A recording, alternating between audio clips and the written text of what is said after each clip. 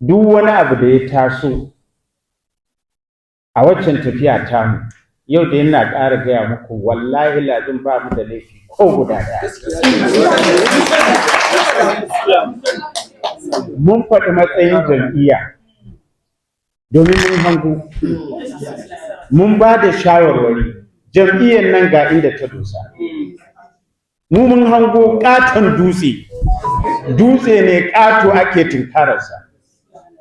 Muka ba da shawara mu kauce wa dutsen nan, mu bi hanya, mu bi ta lambu yadda yake za mu fice ba tare da ba a yi ba. Kuma mu alhamdulillah Allah ya nuna mana mun fita, saboda idan ba mu fita ba to miliyoyin mutanen jihar Kano da za mu jefa Allah ya kiyaye a cikin wani irin yanayi. Har ku yau gashi kowa a cikin ku yana da kwanciyar hankali, kowa yana annashuwa, kowa ya san cewa hanyar da aka bi ita ce hanyar mun tsira. Haka kuma kamar yadda ake faɗa, ba mu yi wasu maganganu ba mu ce komi ba. Amma gashi duniya ta gani gaskiya ta halinta.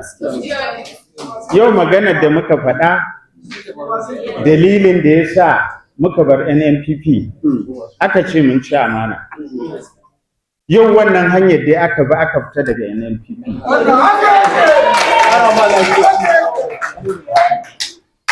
To da ƙoli da ta bar NNPP da ƙasa tsakiya da su ake jagoranta suka bar NNPP, su waye suka ci amana. Yau an ce mun yi butulci ko? To dukkaninmu ai a da 'yan kwankwasiya ne.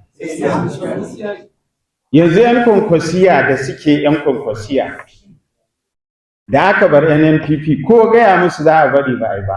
An ci amanar su ko ba a ci amanar su?